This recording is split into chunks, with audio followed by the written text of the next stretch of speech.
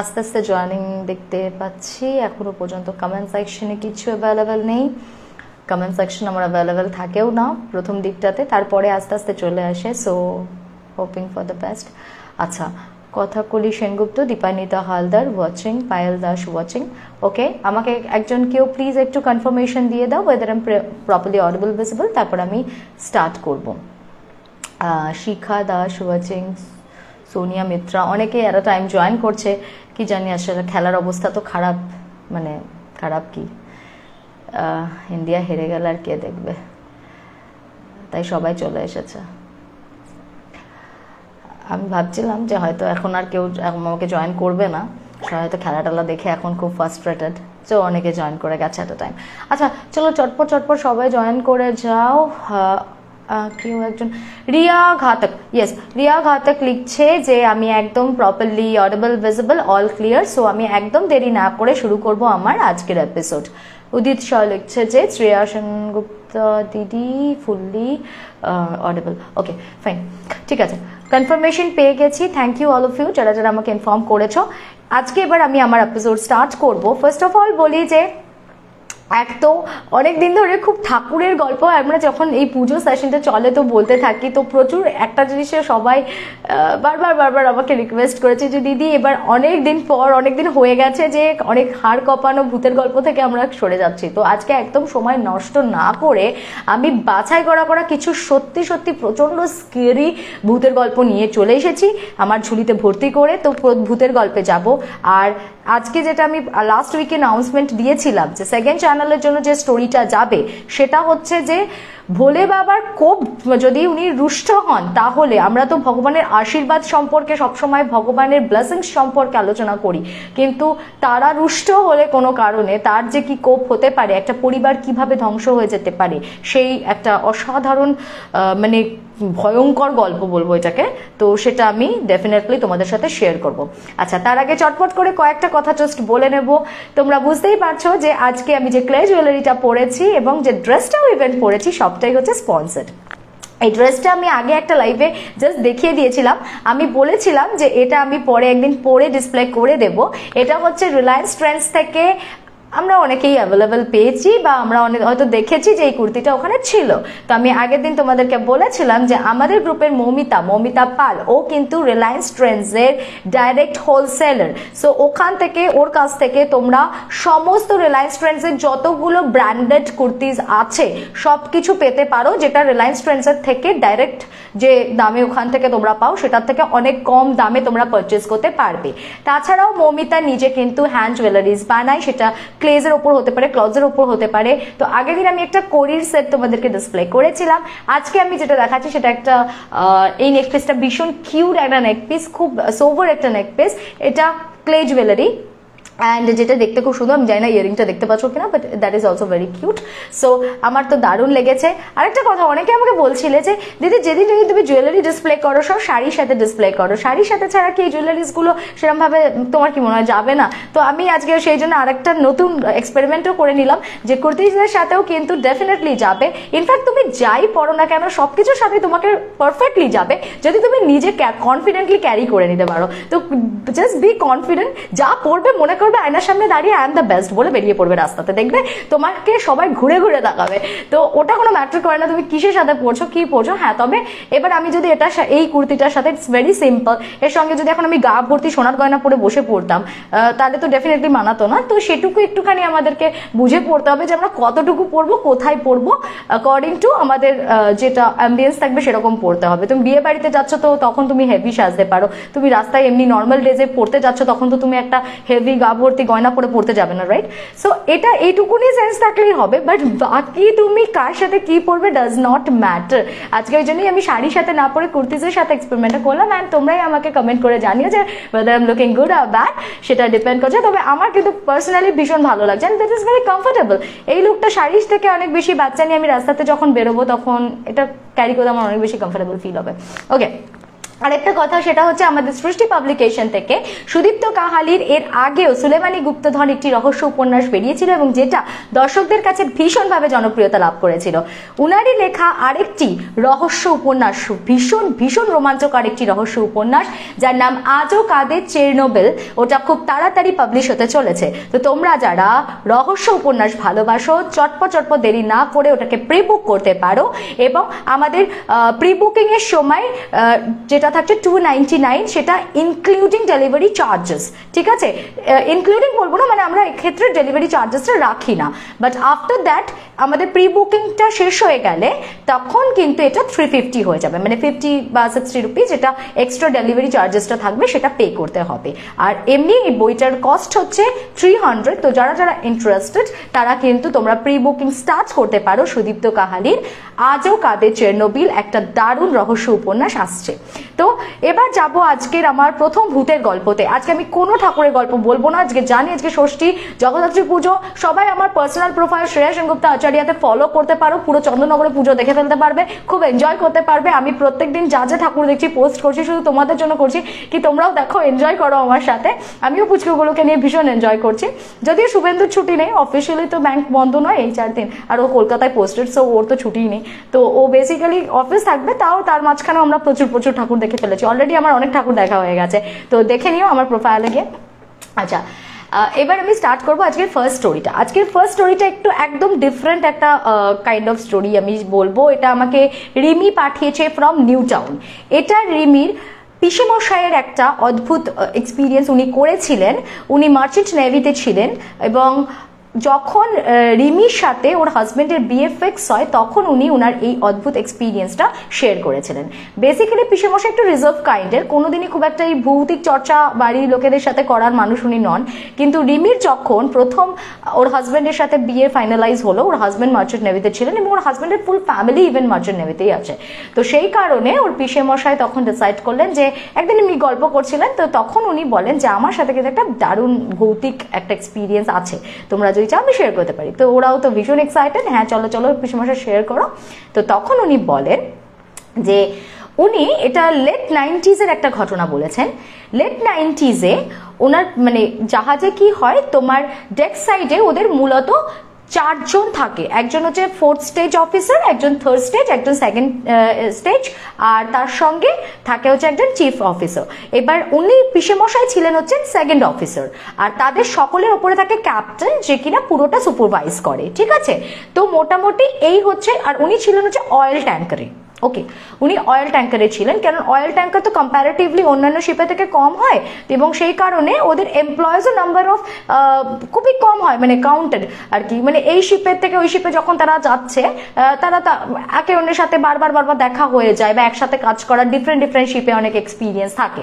আরেকটা কথা বলে দিই যে শিপে ব্যাপারটা কিন্তু এরকম নয়, ধরো একটা পোর্ট থেকে যখন তারা জার্নি স্টার্ট করছে তখন যে কজন উঠে গেল তারাই একদম পুরো শিপটা যতদিন পর্যন্ত রান করবে পুরো থাকবে, তারপর তারা নামবে, এরকম ব্যাপার নয়। এদের ওই 6 মাস থেকে 4 মাস এরকম কন্ট্রাক্ট থাকে। মূলত যারা তোমার এই অফিসার্সদের নিচে যে ক্রুরা থাকে বা ট্রেনিরা থাকে তাদের হয়তো তোমার 6 মাসেরই থাকে কন্ট্রাক্ট, আর যে চিফ থাকে বা যে ক্যাপ্টেন থাকে তাদের 6 মাসের কন্ট্রাক্ট থাকে। তো এই যে যারা থাকে এরা কি করে, মানে ধরো কোনো একটা পোর্ট থেকে তারা জয়েন করে নিল, এবার বা যখন শিপটা স্টার্ট হলো তখন একজন চিফ বা ক্যাপ্টেন স্টার্ট করলো, এবার তাদের 4 মাসের কন্ট্রাক্ট যে ওভার হয়ে যাবে, যে পোর্টে গিয়ে সেটা হল্ট করছে সেখান থেকে হয়তো তাদের মানে শিফট করে গেল, অন্য চিফ অন্য ক্যাপ্টেন চলে এলেন, আবার নতুন ভাবে ওটা রান করতে স্টার্ট করবে। মানে এরকম ব্যাপার নয় যে একটা পুরো টিম স্টার্ট করছে মানে সেই এন্ড করবে। মাঝখানে কিন্তু সব এমপ্লয়েজ চেঞ্জেস হতে থাকে, যার কন্ট্রাক্ট যখন ওভার হয়ে যাচ্ছে তখন সে চলে যাবে, আবার নতুন পোর্ট থেকে নতুন মানুষ জয়েন করবে, এইভাবে দে রান। এইবারে উনি যখন বলছেন যে পুজোর সময়, এটা লেট 90s একবার উনি যখন গেলেন একটা প্রজেক্টে, তো তখন পুজোর পরে উনি জয়েন করেছিলেন, এটা অ্যারাউন্ড অক্টোবর এন্ড বা নভেম্বরের বিগিনিং এর দিকে, ঠিক আছে? তো উনি যে শিপটা জয়েন করলেন, এইবার ওই শিপের অ্যাম্বিয়েন্সটা বলছে যে আমি এত বছর কাজ করেছি কিন্তু ওই পার্টিকুলার কয়েক মাসের অভিজ্ঞতা আমার এক্সেলেন্ট। কি হয় শিপ লাইফটা না খুব বোরিং হয় অ্যাকর্ডিং টু দেম, বলে ওরা ভীষণ পাংচুয়াল অ্যাবাউট দের মানে ডিউটিস বলো বা সব কিছুর ব্যাপারে, যেরকম ভীষণ ডিসিপ্লিনড একটা লাইফ চলে ওখানে, এবং ক্যাপ্টেন চিফ এরা খুব স্ট্রিক্ট কাইন্ডের হয়, মানে একদম ডট 4টে টি টাইম তো টি টাইম, ডট 6টায় তোমার ডিনার টাইম তো ডিনার টাইম, যে যার নিজের টাইম মতন আসবে, খাওয়া দাওয়া করবে, যে যার নিজের ডিউটিতে চলে যাবে, না হলে যে যার নিজের রুমে চলে গিয়ে রেস্ট করবে, মানে খুব মেকানিক্যাল একটা লাইফ চলে। খুব একটাও যে হই হুল্লোড় হয় তা নয়, ওই মাঝে মাঝে পার্টিজ হয় এইটুকুনি। কিন্তু এই যে এইবারের ট্রিপে উনি যে শিপটা জয়েন করেছিলেন ইট ওয়াজ ভেরি ইন্টারেস্টিং, মানে এই যে ফিলিংসটা যে বলে বাবা কবে মুক্তি পাবো, কবে এখান থেকে বাড়ি যেতে পারবো, এই ফিলিংসটা ওদের মধ্যে আসতোই না। যে চিফ এবং যে ক্যাপ্টেন ছিলেন ওনারা এত হুচুকে ছিলেন আর কি, বলে না যে ভীষণ লাইভলি কাইন্ড অফ, মানে উনি গেছেন তারপরে পরে দিওয়ালি পড়েছে, বলছে একদম সেই দিয়া ফিয়া জ্বালিয়ে শিপের মধ্যেই পুরো একদম মনে হচ্ছে যেন আমরা ইন্ডিয়াতে কোথাও বাড়ির মধ্যে রয়েছি, চারিদিকে প্রদীপ প্রদীপ জ্বালিয়ে এরকম একটা অ্যাম্বিয়েন্স ক্রিয়েট করে নিয়েছেন। তারপরে হয়তো ধরো তোমার দিওয়ালির পরে ধরো কারো ছট পূজা, তো বাস উনি ছট পূজাও ওখানে সেলিব্রেটেড হচ্ছে, ক্রিসমাস সেটাও সেলিব্রেটেড হচ্ছে, মানে এরকম পুরো সেলিব্রেশনস চলতো ওদের ওখানে, একদম কোনো ডিসিপ্লিন, মানে যে নিজের কাজটা সেটা প্রপারলি করতো। এটাও উনি বলছেন যে এরকম নয় যে ওই সব নিয়েই তারা মেতে রয়েছে নিজেদের কাজ বাদ দিয়ে, যেমন ডিসিপ্লিন ওয়েতে তারা তাদের সমস্ত কাজগুলো প্রপারলি করতো, তার সাথে সাথেও এরকম খুব মজা মানে হইচই করে ওদের দিন কাটতো। আর একটা ব্যাপার হচ্ছে ওদের আন্ডারে যে ট্রেনি ছিল তার নাম হচ্ছে জেমস। এবার জেমস হচ্ছে একজন গোয়েনিজ খ্রিস্টান এবং ও প্রচন্ড লাইভলি একটা ছেলে, মানে ওর এই জন্য এটা ফার্স্ট টাইম ও কোনো শিপ জয়েন করেছিল and we was very excited. প্রথমে তো ও খুব নার্ভাস ছিল যে কি হবে, নতুন একটা লাইফে এন্টার করছে, তো ওর খুব একটা ভয় লাগছিল, কেন কি যারা পাঠিয়েছে ওকে যখন বলে পাঠিয়েছে যে ওখানে কিন্তু খুব একটা স্ট্রিক্ট লাইফ চলবে, তোমাকে কিন্তু সবসময় একটা কঠোর নিয়মের মধ্যে থাকতে হবে, তো এইভাবেই তো মেন্টাল মেকআপটা নিয়ে এসেছিল। কিন্তু এখানে আসার পর যে অ্যাম্বিয়েন্সটাও পায়, ও ভীষণ বেশ মজা করে কাজ করছিল। তার সাথে সাথে ওর একটা মানে গার্লফ্রেন্ডও ছিল এবং ও নিজে খ্রিস্টান, ওর যে গার্লফ্রেন্ড ছিল সে হিন্দু। তো তার সাথে ওর বিভিন্ন পোর্টে তখন না এত স্যাটেলাইট কলটাও না এত ফ্লুয়েন্টলি মানে অ্যাভেলেবেল ছিল না, তো যার জন্য কি হতো ওরা মূলত ওই কোনো পোর্টে গেলে সেখানে আবার কেউ জয়েন করছে সেই তার হাত দিয়ে চিঠি পাঠানোটা খুব বেশি হতো, তো এরকম প্রচুর চিঠি আদান প্রদানও হতো।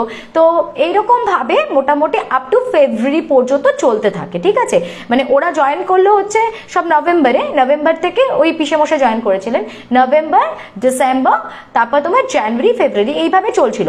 অবশ্য জানুয়ারি ফেব্রুয়ারিটা নয়, কারণ ফেব্রুয়ারি অবধি যায়নি, মানে ফেব্রুয়ারির একটা ঘটনা আমি বলবো, তার আগে ওই জানুয়ারি মাসের দিকে একটা পোর্টে গিয়ে এই যে চিফ আর ক্যাপ্টেন ছিলেন তারা নেমে গেলেন এবং তাদের জায়গাতে নতুন চিফ আর নতুন ক্যাপ্টেন চলে এলো, এবং সেই নতুন চিফ আর ক্যাপ্টেন আসার দিন 15 পরের ঘটনাই আমি বলছি, ফেব্রুয়ারি মাসের একটা। তো এই যে ওনারা নতুন জয়েন করলেন তারপরে কিন্তু যেটা মানে পুরো যে অ্যাম্বিয়েন্সটা ছিল সেটা পাল্টে গেল, খুব স্বাভাবিক, খুব এক্সপেক্টেড, কারণ ওরকম লাকিলি একজন দুজনকে পাওয়া যায়, সবাই তো সেম হয় না। এবং যেটা কিন্তু মেন বাকি আর 5টা শিপে কমন, ঠিক আছে, ওনারা আসার পরে সেই আবার একটা প্রচন্ড স্ট্রিক্ট হয়ে গেল অ্যাম্বিয়েন্সটা, মানে কেউ কোনো অত মজা উল্লাস ওইরকম ব্যাপার নেই, যখন তখন যে যার কেবিনে ঢুকে যাচ্ছে, যখন তখন যে যেখানে খুশি যা ইচ্ছা করছে, মানে কেউ ইচ্ছা হলো এরকম ক্যান্ডেল জ্বালিয়ে দিল বা কিছু করলো, এই সব কিছু ওনারা অ্যালাউ করতেন না, মানে ওনারা ভীষণ স্ট্রিক্ট আর কি। এবার যে ট্রেনিরা তারা তো ভীষণ রকম ভাবে অফিসার্সদের সাথে খুব সাবলীল ভাবে মিশতেন আগের জিনিয়ার যারা ছিল তাদের সাথে, কিন্তু এক্ষেত্রে তাদের সাথে একটা ডিস্টেন্স চলে এলো, তারা একটা সবসময় গাইডেন্স দিচ্ছে তাদেরকে, এটা পড়ো, ওটা শেখো, এটা করো, ওটা করো, মানে একদম মানে সব সময় একদম স্ট্রিক্টলি তাদেরকে ইনস্ট্রাক্ট করছে। তো এবার যা হয় ক্রুরা বা তোমার ট্রেনিরা একটুখানি হয় না, আমরা তো এটা স্বাভাবিক ব্যাপার, এটা আমাদের স্কুলেও হতো, আমরা যা পরে হয়তো এখন রিয়েলাইজ করি যে আমাদের হেডমিস্ট্রেস অত স্ট্রিক্ট ছিলেন বলেই আমরা এত ডিসিপ্লিনড হয়েছি, এত অর্গানাইজড হয়েছি, কিন্তু তখন আমাদের খুব বিরক্ত লাগতো যে ওরে বাবার এই সিস্টার এটা কি করে, সারাক্ষণ সিস্টার খালি এটা করো না, ওটা করো না, এরম করবে না, বাবা মানে শুলেসটা একটু এদিক ওদিক হলে তাতেও চিৎকার করে, জুতোটা একটু নোংরা থাকলে তাতেও চিৎকার করে, আমরা বিরক্ত হতাম, ঠিক সেরকম ব্যাপার আর কি। যে ওরাও তো তখন ওই বাচ্চাদের মতন, ওদের তখন মানে ওই প্রাণবন্ত ব্যাপারটা খুব ভালো লাগতো, কিন্তু তারপরে যখন পুরো শিপের পরিস্থিতিটা পাল্টে গেল তখন একটুখানি সবাই খুব একদম রিজিড লাইফ লিড করতে স্টার্ট করলো। পিসেমশাই was use to with it, তো ওনার কোনো প্রবলেম হয়নি, কারণ উনি অ্যাকচুয়ালি জানেন যে এটাই হচ্ছে শিপের লাইফ, এইরকম বোরিংই হয় সেটা, কিন্তু এই কয়েকদিনের জন্য ওটা একটা এক্সট্রা অ্যাড অন স্পাইস ধরা যেতে পারে। তো এরপর 15 ডেজের মাথায় সেদিন ছিল একটা সানডে, ওই যেটা আমি বলছি ফেব্রুয়ারি মাসের ঘটনা।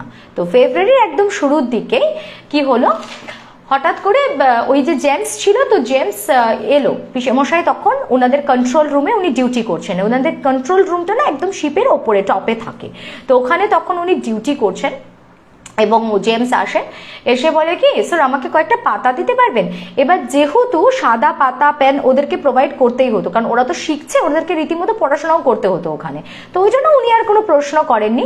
তখন 4টে বাজে, টি টাইম চলছে, ও এলো, 1 কাপ চা খেলো, চা খেতে খেতে গল্পও করলো দুজনে কিছুক্ষণ, অ্যান্ড দেন তারপর পাতাটা নিয়ে চলে গেল।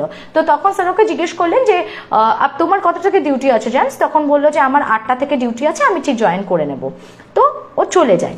এবার 6টার সময় ওদের ডিনার টাইম, তো ডিনার টাইমে সবাই গেট টুগেদার করেছে, তো এবার সবাই খাওয়া দাওয়া করছে, জেমস কিন্তু আসেনি।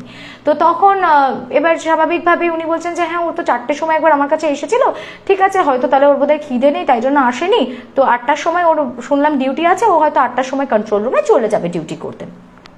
যাই হোক, কেউ আর ওইরকম হঠাৎ করে না, ওদের ওই প্রোটোকলের মধ্যে পড়ে এটা যে যার নিজের নিজের কেবিনেই থাকতে হয়, হুটহাট করে কেউ কারোর কেবিনে চলে যেতে পারে না, মানে এই যে প্রোটোকলগুলোই ওই যখন আগের চিফ বা ক্যাপ্টেন ছিলেন সেগুলো কিন্তু মেনটেন হতো না, মানে ওরা একদম সে বাড়ির মতন যখন তখন যে যার রুমে যাচ্ছে কেবিনে যাচ্ছে, এই ব্যাপারগুলো আস্তে আস্তে কিন্তু সব বন্ধ হয়ে যায়, তখন আবার সবকিছু খুব স্ট্রিক্ট হয়ে যায়।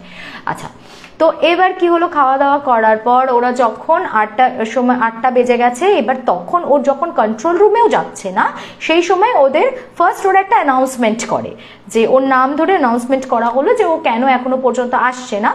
তো কে লিখছে আমি এখন লাইভটা খুঁজে পাচ্ছি না, না পাওয়ার তো কোনো কারণ নেই, এখন কিছু করারও নেই। আচ্ছা যাই হোক, তো এনিওয়েজ ওয়্যার আই ওয়াজ, হ্যাঁ, তো ওদের যেটা প্রোটোকল ওয়াইজ ওরা ফার্স্ট একটা অ্যানাউন্সমেন্ট করে, অ্যান্ড দেন অ্যানাউন্স করে যে কোথায় জেমস তুমি চলে আসো, যেরকম ভাবে বলে আর কি। তো তারপরেও কোনো ভ্রুক্ষেপ নেই, তখন ওরা সবাই একসাথে ঐক্যবদ্ধ হয় এবং তারপর ওদের হেড কাউন্ট করতে হয়, যে যদি মানে ওভারবোর্ড হয়ে গেল কিনা সেটাই হচ্ছে মাথায় ফার্স্ট ক্লিক করে, কারণ সব থেকে শিপের তো মেন ওটাই ভয় না যে কেউ যদি ওভারবোর্ড হয়ে গিয়ে থাকে। তো সে কারণে ওরা যখন হেড কাউন্ট করে দেখে যে না কেউ নেই, সঙ্গে সঙ্গে ওরা নিজেরা টিম ওয়াইজ ভাগ হয়ে যায়, এবং ওদের নিয়ম হচ্ছে যে যখন টিম ক্রিয়েট হবে তখন একজন করে ক্রু থাকবে, একজন করে অফিসার থাকবে। তো প্রত্যেকটা রুম যখন চেক করা হবে, ক্রু প্রথমে দরজাটা খুলে দেবে, অফিসার ঢুকে গিয়ে ভেতরটা চেক করবে, এই হচ্ছে সিস্টেমটা। এবার ওদের ওই ওপরে কন্ট্রোল রুমের পাশেই আরেকটা স্টোর রুম ছিল, তো সেই স্টোর রুমটাতে পিসেমশাই তো অফিসার ছিলেন, সেকেন্ড অফিসার ছিলেন উনি, তো ওনার সাথে একজন ক্রু ছিল। তো ক্রু এরকম দরজাটা খোলে, সবাই তন্ন তন্ন করে ওরকম টিমে ভাগ হয়ে গিয়ে সবাই খুঁজছিল, তো খুললো, অ্যান্ড দেন পিসেমশাই ওই রুমে ফার্স্ট ঢুকেছিলেন ওই কেবিনটাতে, স্টোর রুমে, অ্যান্ড উনি দেখেন যে অত্যন্ত কষ্টকর ভাবে জেমস নিজেকে হ্যাংড করে নিয়েছে। কেন কষ্টকর বলছি, কারণ শিপের রুমগুলো তো বা ক্যাবিনগুলো তো ওই রকম বড় বড় একটা বাড়ির মতন হয় না, একটা খুবই অল্প পরিসর জায়গা, মানে ও যদি চাইতো অন্য মানে শেষ মুহূর্তেও মানুষ যখন হ্যাংড হয়ে গিয়েও লাস্ট মিনিটে যখন আর পারে না, অনেকেই এরকম হয়, কিন্তু নিজেরাই আবার নিজেদেরকে চেষ্টা করে ছাড়িয়ে নেবার, তো ও মানে চাইলে কিন্তু নিজেকে আরামসে বাঁচিয়েও নিতে পারতো, কারণ পাশের এত সাপোর্টস আছে না, কারণ জায়গাটা খুব স্পেশিয়াস তা তো না, একটা ছোট্ট স্টোর রুম, তো ও চাইলেই আবার অন্য কিছুর মধ্যে একটুখানি পাটা টিল্ট করে পায়ে একটা সাপোর্ট দিয়ে নেওয়া বা এগুলো করে নিতেই পারতো, বাট আনফর্চুনেটলি ও কোনো ট্রাই করেনি, ও নিজেকে একদম সারেন্ডার করে দিয়েছিল, এবং ও নিজেকে ওইটুকুনি একটা স্টোর রুমের মধ্যে অত্যন্ত কষ্টকর ভাবে ও হ্যাংড করে নেয়। আচ্ছা, তো ওইটা ফার্স্ট ওই চিত্রটা মানে ওই যে ও হ্যাং কন্ডিশনে ঝুলছে জেমস ওখানে, তো সেটা ওই পিসেমশাই ডিসকভার করেছিলেন। তো পিসেমশাই তখন খাওয়াও করে মানে ওখানেই তো কেঁদে ফেলে, এবং কি করবে, ওদের তো কোনো অপশনও নেই, যতক্ষণ পর্যন্ত না নেক্সট কোনো পোর্ট আসছে ততক্ষণ পর্যন্ত তো ওদেরকে ওই জিনিসটাকে মানে বডিটাকে নামিয়ে প্রিজার্ভ করে র্যাপ আপ করে ওরা রেখেছিল, তারপর নেক্সট পোর্টে আসার পর সেটা ওরা হ্যান্ড ওভার করে এবং সেটা পোস্টমর্টমে চলে যায়। তো ওর রুমে যখন ইনভেস্টিগেশন হয় তখন ওই যে হোয়াইট কালারের পেপারসগুলো উনি প্রোভাইড করেছিলেন ওকে, তো সেই পেপারের মধ্যে ও একটা সুইসাইডাল নোট লিখেছিল এবং সেই নোটে ইট ওয়াজ ক্লিয়ারলি রিটেন ও যে চিফ ছিল সে চিফ অফিসারকেও ব্লেম করে। তো চিফ অফিসারকে ব্লেম করেছিল কিন্তু ওনার এগেনস্টে ইনভেস্টিগেশন স্টার্টও হয়, ওনাকে সেই নেক্সট পোর্টে শিপ থেকে নামিয়ে নেওয়া হয়েছিল, অন্য চিফ দিয়ে দেওয়া হয়েছিল, কিন্তু ওনার কোনো শাস্তি হয়নি কারণ উনি কোনো ইললিগাল কিছু করেননি। উনি ওর ওপর যে কঠোরতাটা নিয়ে এসেছিলেন, যে ডিসিপ্লিনগুলো, যে স্ট্রিক্ট ওনাকে মানে ওনার যে রুলসগুলো ছিল সেগুলো ফলো করাটাই হচ্ছে অ্যাকচুয়ালি লিগাল প্রসিডিওর। তো সেক্ষেত্রে সেটা ওই আগের চিফ বা আগে ক্যাপ্টেন সেটাকে এন্টারটেন করতেন আলাদা কথা, সেটা কিন্তু বরং ইললিগাল, এটাই লিগাল। সো দ্যাটস ওয়াই ওনার কোনো মানে কোনো রকম শাস্তি হয়নি, কিছু হয়নি, কিন্তু ওনার উপর একটা অ্যালিগেশন এসেছিল বলে ওনাকে শিফট করিয়ে দেওয়া হয়। এইবার তো ওই ঘটনাটা তো ঘটে গেল ফেব্রুয়ারির পর আপ টু এপ্রিল পর্যন্ত কন্ট্রাক্ট ছিল হচ্ছে ওর পিসেমশাইয়ের ওই শিপটাতে।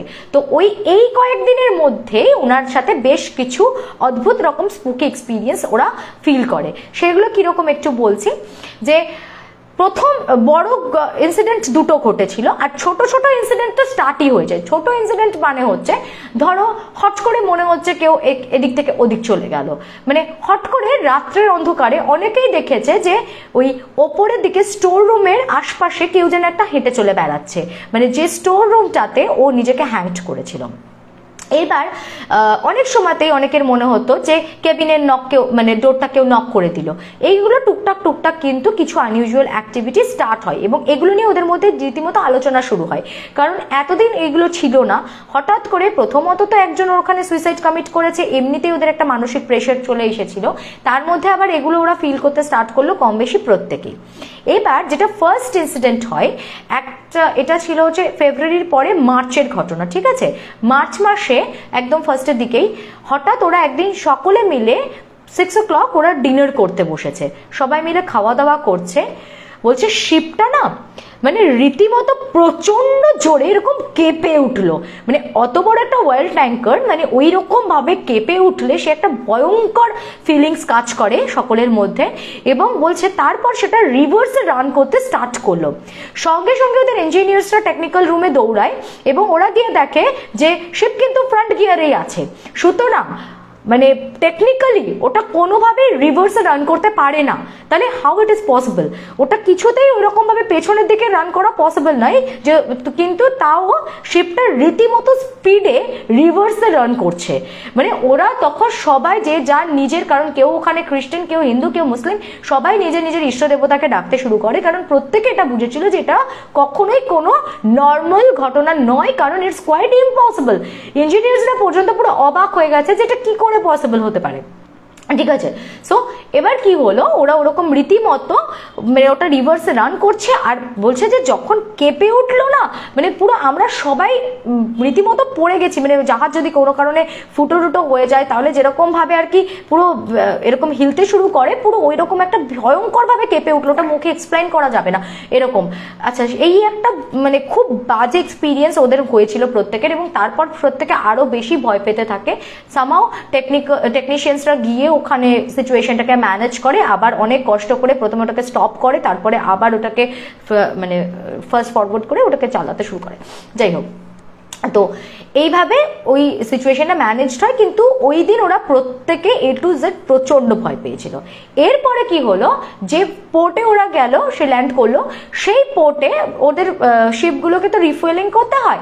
তো যখন রিফুয়েল করা হয় তখন শিপের পোর্টগুলোতে ওই শিপগুলো এরকম বড় বড় সেই মোটা মোটা লোহার শিকল দিয়ে বাঁধা থাকে। আমরা প্রত্যেকে এমনিও দেখতেই পাই এগুলো, হয়তো কখন আমরা দেখেছি প্রত্যেকেই যে এই মোটা মোটা যে লোহার যে শিকলের চেনগুলো হয় সেগুলো দিয়ে ওগুলো পোর্টে ওরকম বাঁধা থাকে, ঠিক আছে? ওদের রিফুয়েলিং হচ্ছে, হঠাৎ করে জাহাজটা নাকি মানে এরকম ভাবে ওই মোটা শিকল, ওই মোটা চেন, এবং বলছে সলিড চেন, কোনো জং ধরা ছিল না, কিচ্ছু ছিল না, কারণ এই শিপটা জাস্ট মানে 2 বছর হয়েছিল যখন উনি ওখানে উঠেছিলেন। আর মোটামুটি একটা অয়েল ট্যাঙ্কারের লংজেবিলিটি লাইক 30 to 40 ইয়ার্স হয়ে যায়, ঠিক আছে? মোটামুটি 30 বছর চলে একটা অয়েল ট্যাঙ্কার, কিন্তু সেই তুলনায় দেখলে এটা মাত্র 2 বছরের সব ওদের জিনিসপত্রগুলো সব মানে একদম নিউলি, এবং ওই যে শিকলটা সেটা ওদের জাহাজের নিজস্ব প্রপার্টি ছিল, ঠিক আছে? তো ওটাও ভেরি নিউ, এমন নয় যে অনেক বহু পুরনো বা পোর্টের অনেক দিনের পড়ে থাকা কোনো জিনিস, যদিও সেটাও ভাঙা সম্ভব নয়, কিন্তু ওই অত মোটা লোহার শিকল ভেঙে ওটা রীতিমতো চলতে শুরু করে। মানে ওরা সেটাও খুব ভয়ঙ্কর, কারণ ইনকেস যদি ওই অয়েল ট্যাঙ্কারটার কোনো কিছুর সাথে কলিশন হয়ে যেত তাহলে বুঝতে পারছো মানে কি অবস্থা হতো, একটা বিরাট মানে বিপদ ঘটে যেতে পারতো। তো সেটাকেও কোনো মতে আন্ডার কন্ট্রোল আনা হয়। তো এইরকম ভয়ঙ্কর দুটো অভিজ্ঞতা মশার হয়েছিল। এক তো ওইরকম পুরো কেঁপে উঠে ওই শিপটা অটোমেটিক্যালি রিভার্সে রান করেছিল, আর ওই রকম একটা শিকল পুরো ওরকম ছিঁড়ে বেরিয়ে গিয়ে ওটা মানে জাস্ট মানে চলতে শুরু করেছিল রীতিমতো ভাসতে ভাসতে। তো সেটা আবার কোনো মতে আন্ডার কন্ট্রোল আনা হয়। তো এই দুটো খুব মারাত্মক এক্সপিরিয়েন্সের পরে এমনিতেই ওখানে সবাই খুব ভয় পাচ্ছিল। তো যাই হোক পিসেমশাই তো তারপরে এপ্রিল মাসে ওই ওখানকার কন্ট্রাক্ট শেষ হয়ে যায়, তো উনি চলে আসেন। তো এরপরে আবার অনেকদিন ওনার অন্যান্য শিপে কাজ, ওই শিপ সম্পর্কে অনেক দিনের কোনো আলোচনা নেই। তো ইতিমধ্যে ওই শিপে একজন নতুন ক্রু জয়েন করেছিলেন উনার পরে, তো তার সাথে আবার 2 বছর পর অন্য একটা শিপে উনার দেখা হয়, এবং তখন উনি বলেন যে কি ওই সেই শিপটাতে তুমি কতদিন ছিলে, তারপরে আর কিছু ঘটেছিল? তো বললো আমি আর তারপরে বেশি দিন তো ছিলাম না, তো আমি জানি না, বাট শুনেছি ওই শিপটা জানেন তো ওই কোম্পানি বেচে দিয়েছে। তখন উনি খুব অবাক হলেন, কারণ অয়েল ট্যাঙ্কার ওই যে বললাম 30 ইয়ার্স তার লংজিবিলিটি ধরো, তো নতুন একটা ট্যাঙ্কার কোনো কোম্পানি কেন বেচে দেবে, কি প্রবলেম হচ্ছিল? তখন একটা কিউরিওসিটি ওনার মনের মধ্যে জাগে যে কি এমন কারণ ছিল যে ওখানে ওনাকে ট্যাঙ্কারটা বেচে দিতে হলো। তো মানে কি হলো, মানে উনি 2 বছর যখন ওটার বয়স ছিল উনি জয়েন করেন, তারও আরো 2 বছর পরে ওনার ওই ক্রুয়ের সাথে দেখা হয়, তার মানে ধরো অল টোটালে 4 বছরের পুরনো একটা ট্যাঙ্কার, তো ওটা কেন কোম্পানি বেচে দেবে? তো এটা একটা প্রশ্ন ওনার মনে দানা বাঁধে।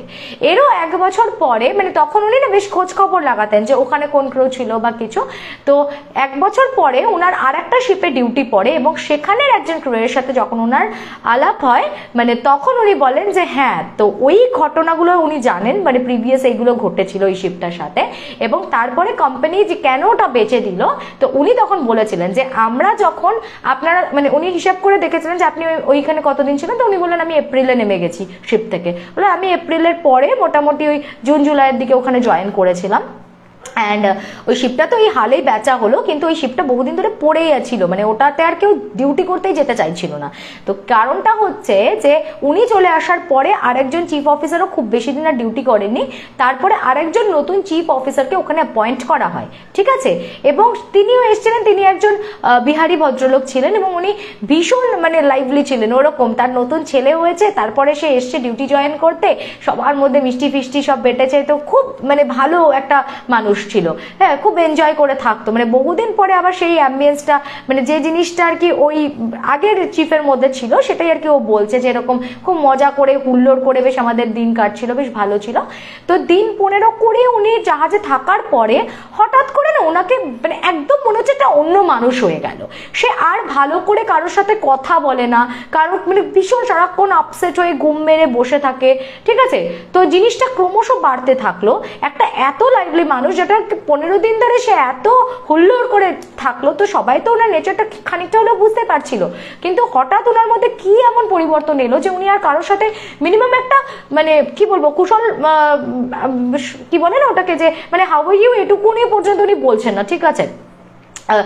তো ও সবাই খুব অবাক হয়ে যায়, সবাই বলে যে এটা তাহলে কি হচ্ছে, যে মানে উনি এরকম কেন হয়ে যাচ্ছেন। তখন বাকি যে ক্যাপ্টেন ছিল উনি ওনার সাথে মাঝে মাঝে ইন্টারাক্ট করার চেষ্টা করেন, যে আপনার কি কোনো অসুবিধা হচ্ছে বা কি প্রবলেম হচ্ছে আপনি বলুন।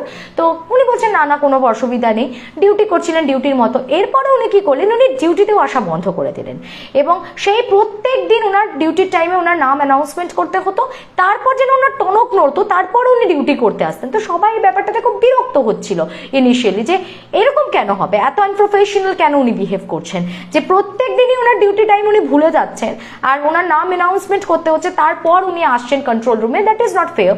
তো তারপর যাই হোক এরকম চলতে থাকে। এরপর একদিন সেই কন্ট্রোল রুমে মানে ওনার ডিউটি আছে আর সমানে ওনার নাম অ্যানাউন্সমেন্ট হচ্ছে, কিন্তু উনি তাও আসছেন না।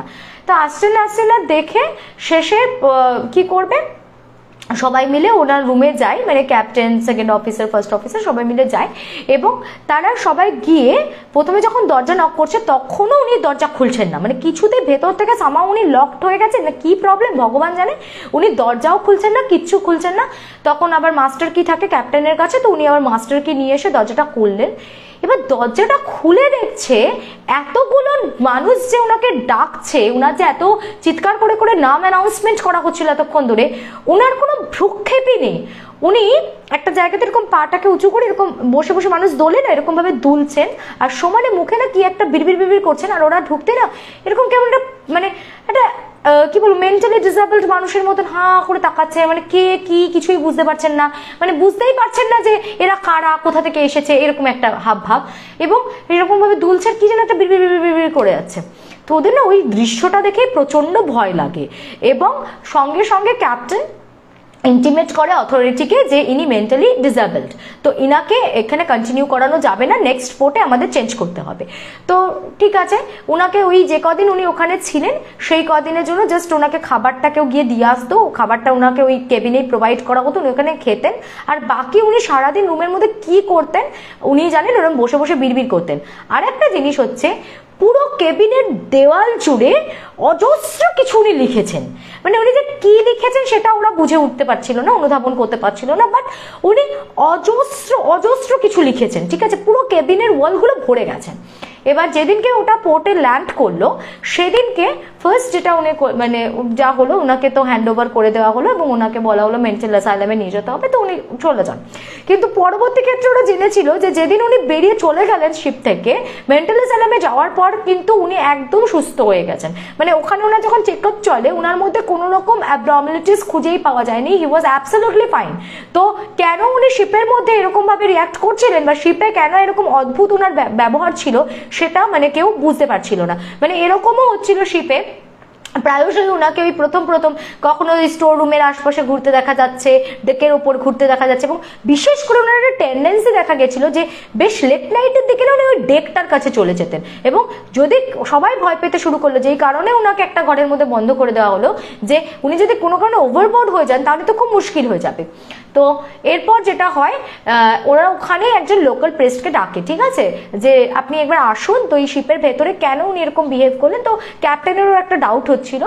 তো প্রেস্ট আসে এবং ওনাকে যখন ওই কেবিনে নিয়ে যাওয়া হয় উনি তখন দেখেন ওগুলো এবং দেখে বলেন এখানে কিছু বাইবেলের কোটস আছে, আর আমি বললাম ও কিন্তু বিহারি, ও কিন্তু মানে হিন্দু, ইভেন ও হিন্দু, ঠিক আছে, নট বিহারি, ইটস হিন্দু, তো যার জন্য ওর পক্ষে খ্রিস্টান কোচ মানে লেখাটা একটু আনইউজুয়াল, কারণ আমরা সবাই সমস্ত ধর্মকে রেসপেক্ট করি ঠিকই, কিন্তু সব ধর্মের ডিটেলিং গুলো তো আমরা অত জানি না। আচ্ছা, তো সেটা প্রথম কথা, ওর না জানাটাই কাম্য, সেটা ও খুব একদম পরিষ্কার করে লিখেছে ফার্স্ট অফ অল। সেকেন্ড হচ্ছে ওর চারিদিকে ওর কিছু এমন ওয়ার্ডস প্রেস্টের চোখে পড়েছিল, উনি ঘুরে দেখে বললেন যে এখানে কেউ মুক্তি চাইছে, কেউ মুক্তি চাইছে। তো তখন সবাই বলছে যে কে মুক্তি চাইতে পারে, তখন উনি বললেন যে আপনারা একটু খোঁজ খবর করুন যে এই শিপে আগে কোনো মিসঅ্যাপ হয়েছে কিনা বা কোনো রকম কোনো প্রিভিয়াস হিস্ট্রি আছে কিনা। তো তখন স্বাভাবিকভাবেই সবাই বলে যে হ্যাঁ এই শিপটাতে আপনার এই পার্টিকুলার স্টোর রুমটাতে একজন সুইসাইড কমিট করেছিল, একটি ছেলে, ওর নানান রকমের মেন্টাল প্রেশারের কারণে, মানে প্রফেশনাল প্রেশার, পার্সোনাল লাইফের প্রেশার ও হ্যান্ডেল করে উঠতে পারেনি এবং ও সুইসাইড কমিট করে। তো তখন ওই প্রিস্ট বলেছিলেন দেখো আমরা যে লোহা বাঁধানো হাতে দিয়ে থাকি এটা কনসিডার করা হয় যে লোহাতে নেগেটিভ এনার্জিগুলো মানে এটাতে বাঁধন দেওয়ার মতন ব্যাপার, যে গায়ে লোহা টাচ করে থাকলে তো কোনো নেগেটিভ এনার্জি অ্যাটাক করতে পারে না। তো সেই কারণে এই সমস্ত নতুন বউদেরকে ম্যান্ডেটরিলি লোহাটা কিন্তু দেওয়া হয় হাতে, ঠিক সেরকম মানে লোহা জিনিস মানে বলে না নেগেটিভ এনার্জিকে বেঁধে দেয়। শিপটা যেহেতু পুরোটাই আয়রন মেড, মানে অ্যাকর্ডিং টু প্রেস্ট মানে উনি যেটা বলেছিলেন যে যেহেতু শিপটা তো পুরোটাই লোহার, ও এখানে আটকে গেছে, দিয়ে ও আর এখান থেকে এসকেপ করতে পারছে না। এবার মানে যে জিনিসটাই যে সোলটা এখানে রয়েছে সে এখানে এসকেপ করতে পারছে না, সেখানে আটকে গেছে এবং মুক্তির পথ খুঁজছে। এবার কি হলো, ও এখন চেষ্টা করছে যে কোনো একজন কাউকে পোজেস করে মানে তার মধ্যে ঢুকে গিয়ে যদি ও এখান থেকে বেরিয়ে যেতে পারে কারোর শরীরের থ্রুতে। এবার ও যদি কারোর শরীরের মধ্যে ঢুকে কোনো কারণে ওভারবোর্ড হয়ে যায়, তাহলে ও তো এসকেপ করে যাবে, কিন্তু ওর সাথে যে আরেকটা মানুষ যাকে নিয়ে ও লাফটা মারবে সে তো মরে যাবে, মানুষটা তো মারা যাবে ওখানে, রাইট? তো এটা তো আর ও অ্যানালিসিস করতে পারছে না। মানে বিষয়টা এরকমই যে ও নিজে এসকেপ হওয়ার জন্য অন্য কাউকে একটা টার্গেট করছে, যে কারোর থ্রুতে, কারোর মধ্যে দিয়ে ও এখান থেকে বেরিয়ে যেতে চাইছে, কারণ ও এখানে বন্দি হয়ে গেছে, ও এখান থেকে বেরোতে চাইছে, মুক্তি চাইছে, কিন্তু ও বেরোতে পারছে না, বিকজ এই পুরো জিনিসটাই তো আয়রন মেড, তো ও এখান থেকে বেরোনোর পথ পাচ্ছে না। এবার সেই কারণে এটা কিন্তু মানে আপনারা মানে খুব লাকিলি যে ওনার সাথে কোনো বড় ঘটনা ঘটে যায়নি, আপনারা সময় মতন ওকে যে লক করে দিয়েছিলেন রুমে, কিন্তু তা না হলে হয়তো উনিও সুইসাইড করে নিতেন, মানে উনি কিন্তু এখান থেকে শিপ থেকে ঝাঁপ দিয়ে দিতে পারতেন, মানে ওইরকম একটা টেন্ডেন্সি ওনার ছিল। তো ওরাও বলে যে হ্যাঁ সত্যি এরকম টেন্ডেন্সি তো ছিল, সেটা বুঝেই তো আমরা ওনাকে লক করেছিলাম। তো তখন ওই প্রিস্ট বলেন যে আমি ঠিক মানে আমি কিছুটা যেটুকু করার একটুখানি জিনিসগুলোকে মানে ওই আর কি হোলি ওয়াটার স্প্রেড করে দিচ্ছি বা যা করার করে দিচ্ছি, কিন্তু আপনারা কতটা সেফ আমি বলতে পারছি না। আপনার মনে হয় যে আপনারা যত তাড়াতাড়ি পারেন যে এই শিপটা থেকে আপনারা কিন্তু মুভ করে যান, কারণ এটা কিন্তু সেফ নয়, কারণ ও যতক্ষণ এখানে থাকবে আর জিনিসটাকে এখান থেকে বের করাও মুশকিল, ও যদি এখানে থাকে তাহলে ও যতক্ষণ এসকেপ না করতে পারবে ও কাউকে না কাউকে একটা অ্যাটাক করতেই থাকবে। আর এক্ষেত্রে চিফকে করার আর একটা রিজন হচ্ছে ওর যেহেতু নিজের মৃত্যুর কারণ হিসেবে ও চিফকে আর কি অ্যালিগেশনস দিচ্ছিল, ওর যেহেতু নিজের পার্সোনালি ডিউরিং মানে ওই ডেথ টাইমে মনে হয়েছিল যে আজকে ওই মানুষটা আমার উপর এত প্রেশার ক্রিয়েট করছে, ওই পজিশনটা আমার উপর এত প্রেশার ক্রিয়েট করছে বলে আজকে আমাকে সুইসাইড কমিট করতে হচ্ছে, সেই কারণেই হয়তো পার্টিকুলারলি উনি ওই চিফকে অ্যাটাক করেছিলেন, ঠিক আছে? অ্যান্ড তারপরে মানে ওটাই ও ট্রাই করছিল যে সামহাউ যদি ওভারবোর্ড করে নিয়ে ওকে ও বেরিয়ে যেতে পারে। তো তারপরে নাকি এই এক্সপ্লেনেশনটা শোনার পর খুব স্বাভাবিকভাবেই আর কেউ কি থাকতে চায়, কেউ থাকতে চাইবে না, এবার ওই শিপে আর কেউ ডিউটি করতে যেতে চাইছিল না, তো দিনের পর দিন ওই শিপে আর কেউ যেতে চাইছে না, সবাই মানে কাজ ছেড়ে দিয়ে চলে যাবে, তবু কেউ ওইখানে ডিউটি করবে না, এরকম একটা ব্যাপার। তো ফাইনালি ওখান থেকে ওরা সবাই মানে তো যেহেতু সবাই কুইট করে যায়, যার জন্য ওই শিপটা ওই অয়েল ট্যাঙ্কারটা অনেকদিন ধরে পড়েই ছিল, মানে ওটা আর চলছিলও না। তারপর কোম্পানি ওটা ডিসাইড করে কি বেচে দেয়।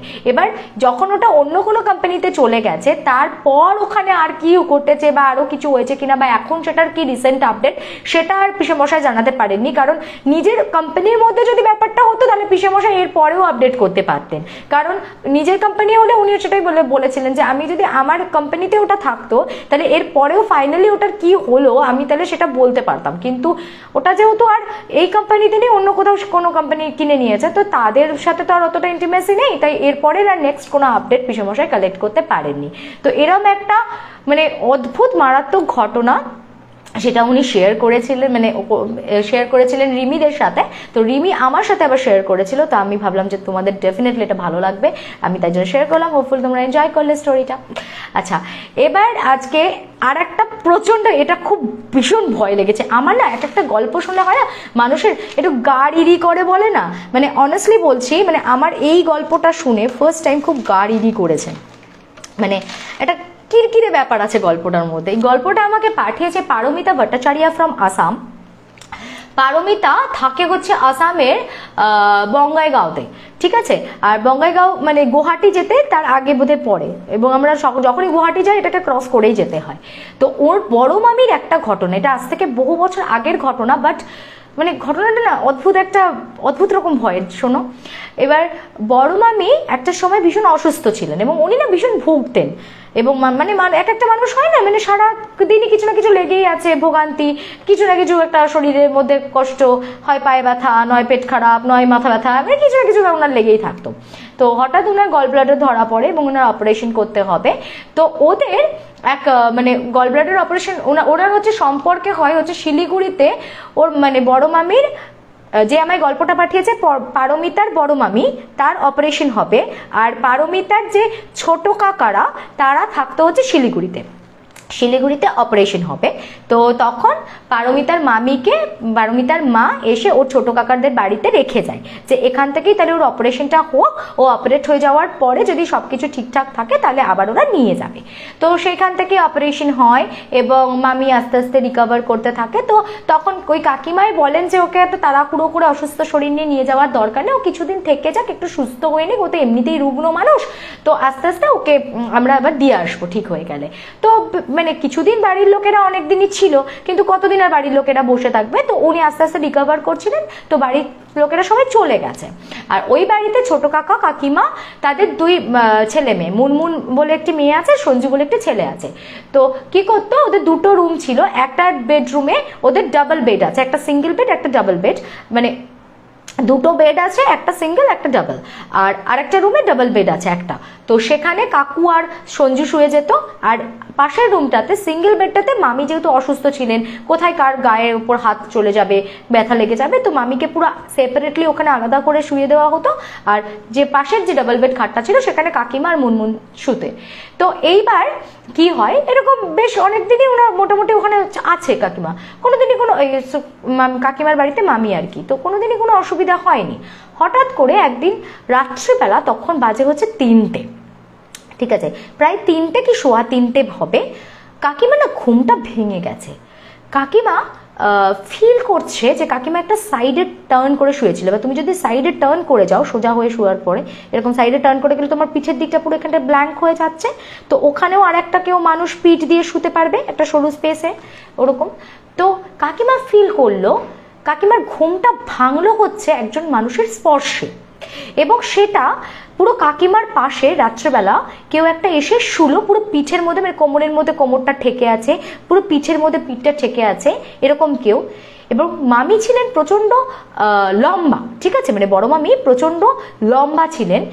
মামি ফিল করতে পারছেন, সরি কাকিমা, আমি কাকিমাটা ভুল বললাম, হ্যাঁ, তখন এটা মাঝে মাঝে স্লিপ অফ টাং হয়ে যায়, তো তোমরা একটু বুঝে নিও। সামটাইম আমি দেখেছি যে আমরা কখনো কোনো রিলেশন বলো বা কোনো টার্ম বলো একটু আদ্র এদিক ওদিক হয়ে গেলে অনেকে এটা নিয়েও একটা মানে ইন্টেলেকচুয়াল কমেন্ট ক্রিয়েট করে দেয় যে এই তো মামি বললেন কাকিমা, সবাই কিন্তু বুঝতে পারছে যে আমি মামির কথাই বলছি, কিন্তু ওটা একটা না বোঝার ভান মাত্র, অ্যান্ড শোয়িং অফ যে কত ইন্টেলেকচুয়াল। কারণ আপনারা জানবেন যে আমরা কিন্তু প্রত্যেকটা পারফর্মার লাইভ শো হোস্ট করি, আমরা কিন্তু কেউ রেকর্ডেড ভিডিও আপলোড করি না, so it's completely one take. তো আমরা যেটা বলছি সেটাই ফাইনাল, এখানে কোনো এডিটিং থাকে না, কিছু থাকে না, সো একটু আধটু কনসিডারেশন দেওয়া যায়।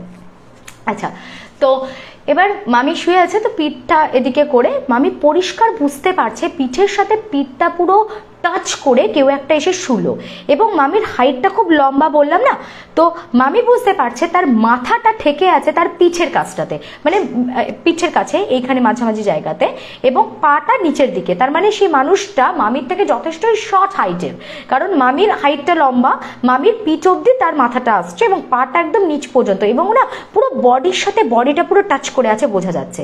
এবং সে এসে শুলো, শুধু তাই নয়, তার বোধহয় প্রচুর লম্বা চুল, সে পুরো চুলটাকে এরকম এলো করে দিয়ে, মানে হয় না আমরা যদি এরকম হঠাৎ করে চুলটাকে এরকম করে জাস্ট এরকম করে নাড়াই, তাহলে সেই ঝাপড়টা তো লাগবে পেছনে কেউ দাঁড়িয়ে থাকলে, সেরকম কেউ এসে চুলটা যদি এরকম ভাবে ছেড়ে দিয়ে শোয়, তাহলে তার চুলের ঝাপড়টাও তার মাথার উপর লাগলো। এই এতটা ডিপলি মামি কিন্তু ফিল করলো যে পুরো পিঠের সাথে পিঠ লাগিয়ে কেউ শুয়ে আছে, এবং তার মাথার চুলের ঝাপড়টা পর্যন্ত তার মাথার কাছে লাগলো, এবং মাথার কাছে কিন্তু তার চুলটাও আছে, এবং জিনিসটা একটু শর্ট হাইটের। তো প্রথমে মামি না মনে মনে ভাবছে তাহলে কি মুনমুন এসে শোলো, কিন্তু মুনমুন কেন আসবে, এই ঘরের মধ্যে তো মুনমুনের তো আলাদা জায়গা আছে শোয়ার, ও কেন এইভাবে এসে শোবে। কিন্তু বলছে যে পিঠের সাথে পিঠের স্পর্শটা এত প্রমিনেন্ট, মানে মামি না ইগনোর করতে পারছে না বিষয়টাকে, এবং ওনার বডিটা এমন ফ্রিজ হয়ে গেছে যে উনি যে ঘুরবে, উনি যে একটু মানে এপাশে ফিরবে, সেইটা যেন ওনার গায়ে জোর নেই, ওনার যেন গলা দিয়ে আওয়াজ বেরোচ্ছে না। মানে এই বিষয়টা শুনে কেমন একটা আমার গায়ের মধ্যে একটা কিরকিরে একটা ফিলিং আসছে। এনিওয়েজ, তো তারপরে উনি তখন না হঠাৎ করে ছোট কাকিমা বলে, মানে মনের মধ্যে যত জোর ছিল ওই রকম ছোট কাকিমা বলে চিৎকার করে উঠেছে। তো সঙ্গে সঙ্গে কাকিমা উঠেছেন, অসুস্থ মানুষ যতই হোক তাদের দায়িত্বে রয়েছে, উঠে এসে তাড়াতাড়ি করে বলছে যে কি হয়েছে কি হয়েছে। তো বলছে মুনমুন কি এসে আমার পাশে শুয়েছিল, লাইট ফাইট জেলে দিয়েছে সঙ্গে সঙ্গে। তো বলছে না, মুনমুন তো আমার পাশে ঘুমোচ্ছে, কেন বলতো। তখন বলছে, তখন হাওমাও করে মামি কেঁদে ফেলেছেন। দিয়ে মামি বলছেন যে আমার প্রচন্ড ভয় লাগছে কাকিমা, আমার পাশে কেউ ছিল। তখন বলছে তোর কোনো মানে ব্যায়াম হয়েছে কেন, কে থাকবে ঘরের মধ্যে, তো কেউ নেই, আমরা তিনজন ছাড়া, আর তাছাড়া আমি তো কাউকে দেখতেও পাইনি, কে থাকবে, কেউ নেই তো ঘরে। তখন বলছে যে না কাকিমা, আমি বলছি শোনো, কেউ একটা ছিল, হ্যাঁ, সে পুরো আমার পিঠের সাথে পিঠটা লাগিয়ে শুয়েছিল, এবং তার সাথে লম্বা এরকম চুলটা ঝাপট আমার লেগেছে, আমি তার স্পর্শটা মানে পরিষ্কারভাবে অনেকক্ষণ ধরে অনুভব করেছি, কিন্তু স্পর্শটা কিন্তু খুব মানে কি বলবো ওয়ার্মথ ছিল তার মধ্যে, মানে আমরা যেরকম একটা বলি না অনেক সময় চিল্ড একটা স্পর্শ হয় বা ঠান্ডা কোনো স্পর্শ, তা নয় কিন্তু একটা বেশ মানে নর্মাল মানুষের যেরকম ওয়ার্মথটা থাকবে সেরকমই ছিল, ঠিক আছে। আচ্ছা, এবং শুধু তাই নয়, আরেকটা জিনিস মিস করে যাচ্ছিলাম, উনি ভয়টা কখন পেয়েছিলেন, প্রথমে উনি তখন ইনিশিয়ালি ভাবছিলেন যে ওটা হয়তো মুনমুন হতে পারে, কিন্তু তার পরক্ষণে উনি মানে দেখতে পাচ্ছিলেন যে পেছনে যে শুয়েছিল মানে ফিল করতে পারছিলেন যে সেই জিনিসটা না হাঁপাচ্ছে, হাঁপাচ্ছে মানে কেউ যদি অনেকক্ষণ ধরে কাউকে গলা টিপে ধরে রাখে কিংবা তার যদি ভেতরে কোনো প্রবল কষ্ট হচ্ছিল সেখান থেকে হঠাৎ করে সে যদি হাঁপ ছেড়ে বাঁচে তাহলে যেরকম হবে না এই যে ব্যাপারটা, এইরকম ভাবে কেউ একটা শ্বাস নিচ্ছে, মানে মনে হচ্ছে অনেকক্ষণ ধরে তার উপর প্রচন্ড টর্চার করা হচ্ছিল, সেই টর্চারটা হঠাৎ করে ওই রকম তুমি ভাবো রাতের ঘুটঘুটে অন্ধকার, তার মধ্যে তুমি একা শুয়ে আছো অসুস্থ শরীরে, পিঠের মধ্যে একদম পিঠ লাগানো একটা স্পর্শ, চুলের ঝাপটাটা পর্যন্ত তুমি এত মাইনিউটলি ফিল করেছো, অ্যান্ড তারপরে তুমি ফিল করতে পারছো যে সেই মানুষটা পুরো রীতিমতো যেন হাঁপ ছেড়ে বাঁচার মতন করে হাঁপাচ্ছে, এই টাইপের একটা ব্যাপার। তো উনি প্রচন্ড ভয় পেয়ে যান এবং উনি হাউ হাউ করে কাঁদতে কাঁদতে কাকিমাকে পুরো জিনিসটা এক্সপ্লেন করেন। তো এবং কাকিমাকে যখন উনি কথাটা বলছেন তার মধ্যে ওনার ধুম জ্বর চলে আসে, কাকিমা তো কোনোভাবে ওনাকে তখন সেই মুহূর্তে মেডিসিন টেডিসিন দিয়ে একটুখানি শান্ত করে, বলে যে তোর কোনো ভুল হচ্ছে, তুই এত ভয় পাস না, তুই বেশি ভয় পেয়ে গেছিস। তো তারপর যাই হোক ওনাকে তো কোনোভাবে কাকিমা মাথায় হাত টাত বুলিয়ে ঘুম টুম পাড়িয়ে দেয়। পরের দিন ওনার সকালবেলা উনি তখন অনেকটাই ফ্রেশ, তো কাকু কাকিমা উঠে ওকেও আস্তে করে তুলে বসিয়ে সবাই মিলে একসাথে ওই রুমে বসে চা খাচ্ছিল। হঠাৎ করে মানে ধরো যেখানে বড় মামি শুতেন, মানে বড় মামির যে বেডটা তার যে লাস্ট ওয়ালটা বেডের পাশেই, আর তার ঠিক পেছনেই হচ্ছে নেক্সট যে পেছনের বাড়িটা সেটা স্টার্ট হয়ে যাচ্ছে, তো সেই বাড়িটার ওয়ালটা এবং তাদের যে বাড়ির বউ তাদের বাড়ির রুমটা হচ্ছে ওই দিকে। তো যেহেতু বড় মামি কোনোদিনই এই ছোট কাকিমার বাড়িতে অনুষ্ঠান মানে কোনো অনুষ্ঠান বা কোনো কিছুতে হয়তো এসেছে টুকটাক, বাট এমনিতে তো রেগুলারলি কখনো আসা হতো না, তাই পাড়ার লোক বা কাউকে উনি অতটা চিনতেনও না।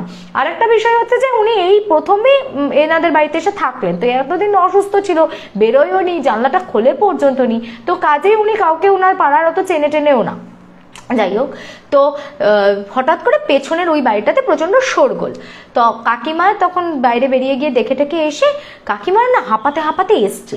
তো কাকিমা বলছে যে আচ্ছা, মানে বড় মামিকে জিজ্ঞেস করছে যে তুই বলতে পারবি যে কালকে তুই যাকে ফিল করছিলি, মানে তুই যেরকম এক্সপ্লেন করছিস তুই শিওর মানে যে উনি শর্ট হাইটের লম্বা চুল ছিল? তখন বলছে হ্যাঁ বিশ্বাস করো কাকিমা, কারণ আমার পিঠের সাথে পায়ের মানে পায়ে একদম পাটা টাচ করছে, তার মানে ওখান থেকে ওনার লেন্থটা শুরু হচ্ছে আর আমার পিঠের কাছে এসে তার মাথাটা শেষ হয়ে যাচ্ছে, তার মানে আমি তার কাছ থেকে আরো বেশ খানিকটা লম্বা তার থেকে, তো আর লম্বা চুল ছিল, আমি চুলের ঝাপড়টাও আমার লেগেছে। তো উনি না পুরো চোখ বড় বড় করে হতভম্বের মতো বসে পড়েছেন খাটে এবং দিয়ে কাকুকে বলছেন যে এই তো মারাত্মক ব্যাপার। বলছে কেন? বলছে ওই যে আমাদের পাশের বাড়ির যে বউটা, যা রিসেন্টলি নাকি বউটার বিয়ে হয়েছিল, একদম ওই যে এক্সপ্লেন মানে ও করছে যে এরকম শর্ট হাইটের লম্বা চুল, ঠিক বউটা নাকি ওরকমই ছিল। ওই বউটা নাকি গত রাত্রে ঠিক ওই রকম 3টের দিকে গায়ে আগুন দেয় এবং আগুন দেওয়ার পর মানে তার ঠিক কিছুক্ষণ মানে ও যখন ওই রকম ছোট কাকিমা বলে চিৎকার করে উঠেছে, টাইমিংটা ক্যালকুলেট করে দেখা যাচ্ছে যে তার থেকে কিছুক্ষণ মানে জাস্ট আগেই হয়তো ও গায়ে আগুন দিয়েছে এবং লাস্ট মিনিটে ওর বাড়ির লোকেরা ওকে যখন ভেতরে ঢুকে বাঁচাতে যায় তখন আর মানে ও অলরেডি নেই তখন, ঠিক আছে।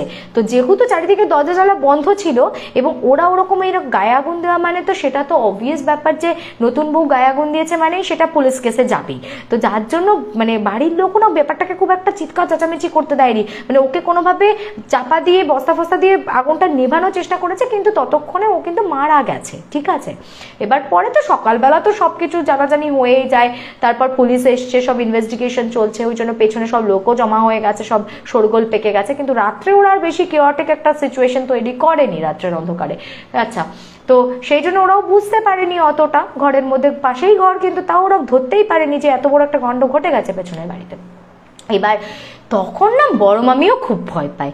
তো ওরা সঙ্গে সঙ্গে ওনার এক পরিচিত ছিলেন যিনি একটু গা ফা বাঁধাতে পারতেন, তা ওনাকে ফোন করা হয়, উনি আসেন এবং উনি এসে সঙ্গে সঙ্গে বড় মামিকেও গা বেঁধে দেন এবং পুরো সিচুয়েশনটা শুনে উনি ঘর টটগুলো বেঁধে দেন এবং উনি বলেন যে হোপফুলি কিছু হবে না। আসলে ঠিক যে মুহূর্তে না ওর ওই সোলটা, ওটা ওরকম মানে ও গায়ে আগুন দিয়ে নিয়েছিল, তো মানে যে জিনিসটা দগ্ধ হয়ে গেছিল, ও আর নিজে পারছিল না, মানে ওর সোলটাও যখন ভেতর থেকে বেরিয়ে এসেছে সে তখন রীতিমতো হাঁপাচ্ছিল। ও হাঁপিয়ে গেছিল বলেই ওই মামির পাশে ওইখানটা একটা ব্ল্যাঙ্ক স্পেস ছিল, তো উনি এক পাশে কাত করেছিলেন, খাটের পাশে একটু জায়গা ছিল, ওইখানে উনি ওই মানে উনি এতটাই কি বলবো রেস্টলেস হয়ে পড়েছিলেন, উনি এতটাই হাঁপিয়ে গেছিলেন, মানে ওনার সোলটা ঠিক তখনই বেরিয়ে এসেছে। এবং যার জন্য কিন্তু মামি বলছে যে আমি কিন্তু সোলটার যে ঠান্ডা কোনো চিল্ড ফিলিং ছিল তাও নয়, মানে একটা ওয়ার্মথ, মানে একটা মানুষ যদি মানে টাচ করে তাহলে যেরকম একটা শরীরের গরম একটা অনুভূত হয় না, ঠিক সেরকমই একটা ফিলিংস ছিল, কিন্তু কোনো রকম ঠান্ডা বা চিলিং ফিলিংস ছিল না। তো এইটা তো উনি বলেন যে ওর সদ্য তখন ওর সোলটা বেরিয়ে এসেছে এবং ও রীতিমতো তখন হাঁপাচ্ছে, সে নিজেই মানে নিজেকে কন্ট্রোল করতে পারছিল না, তাই ওখানেও রেস্ট করছিল। তো তবে একটা জিনিস ভালো হয়েছে যে এটা উনি বলছিলেন যে ছোট কাকিমা বলে ওই যে চিৎকার করে দিল, এরা যে সঙ্গে সঙ্গে এসে ওদেরকে মানে ওকে রেস্কিউ করলো, এটাতে কিন্তু ওর কোনো ক্ষতি করলো না। কারণ আলটিমেটলি এরকমও হতে পারতো, যেহেতু মানে মামির শরীর তো খুব দুর্বল ছিলেন উনি, এবং অসুস্থ মানুষদেরকে না নেগেটিভ এনার্জি একটু বেশি মানে তাড়াতাড়ি অ্যাটাক করে দিতে পারে, সুস্থ সবল মানুষদেরকে রাদার কিন্তু কম অ্যাটাক করে। তো যদি সেটা হয় তাহলে সেই অ্যাসপেক্টটা দেখলে হয়তো কালকে মামি এতটা অসুস্থ ছিলেন, ও নিজে যখন একটু শান্ত হতো তারপরে কোনো ক্ষতিও করে দিতে পারতো, কে বলতে পারে। তো সেই জায়গা থেকে কাকিমাকে ওরকম ডেকে ও যে নিজেকে সেভ করে নিয়েছে, এটা অনেক ভালো ব্যাপার। তো যাই হোক উনি সব গাটা বাঁধিয়ে দেন, ওদের রুমটুমও বাঁধিয়ে দেন এবং তারপরে কিন্তু আর কোনো প্রবলেম হয়নি, মানে ওই রিলেটেড বা ওই মহিলাকে আর ফিল করা বা আর কিছু বা আর কোনো কনসিকুয়েন্স, কোনো ভৌতিক ঘটনা কিছুই ওদের বাড়িতে ঘটা কিছুই হয়নি। কিন্তু ওই একটা রাত মানে বড় মামি আজও বেঁচে আছেন এবং বড় মামি বলেন যে আমার ওই মানে সেই সময়কার ওই ঘটনা মানে আমি কোনো দিন ওটা ভুলতে পারবো না, ওটা আমার লাইফের একটা মারাত্মক অভিজ্ঞতা। এটা যার সাথে হয় সেই জানে, হয়তো কেউ শুনে হেসেছে, কেউ শুনে আমাকে এড়িয়ে গেছে, কিন্তু আমি বলছি শোন আমার এটা কোনো ব্যাহন ছিল না, আমি নিজে ফিল করেছি। ঠিক ওইখানে একজন সুইসাইড কমিট করলো, আমি ঠিক তারই মতো একজনকে ফিল করলাম, এতটা কি করে কোইন্সিডেন্ট হতে পারে, অথচ আমি তার আগেও কোনোদিন করিনি, তার পরেও কোনোদিন এরকম কিছু ফিল করিনি। তো এটা একটা মারাত্মক অভিজ্ঞতা এবং আমার নিজেরও এই ঘটনাটাতে প্রচন্ড ভয় লেগেছে। আচ্ছা এরপরে আচ্ছা একটা ছোট্ট ব্ল্যাক ম্যাজিকের খুব সুন্দর গল্প আছে, কটা বাজে দেখি, আচ্ছা 8:52 বাজে। আচ্ছা একটা ব্ল্যাক ম্যাজিকের গল্প বলবো। আচ্ছা বলি, গল্পটা আমার নিজের খুব ভালো লেগেছে, মানে ভালো লাগেনি মানে গল্পটা গল্পের নিরিখে বললে ইটস গুড ব্ল্যাক ম্যাজিকের, কিন্তু মানে কনসিকুয়েন্সটা খুব বাজে ছিল। এটাও আমাকে রিমি পাঠিয়েছে। তো বিরাটিতে রিমির একটা মাসি থাকতো, সেই মাসি না মানে একটু কাইন্ড অফ সোশ্যাল ওয়ার্কার টাইপের ছিলেন, মানে প্রচুর মানুষের প্রচুর ভালো করতেন, কোনো জায়গায় কেউ কোনো রকম কোনো ইস্যু ক্রিয়েট করলে সেখানে গিয়ে প্রোটেস্ট করতেন নির্ভীকভাবে। তারপর অনেক সময় মানে মেশো মাসি আর তাদের একটাই মাত্র মেয়ে থাকতো, আর বাড়িতে কোনো কেউ ছিল না।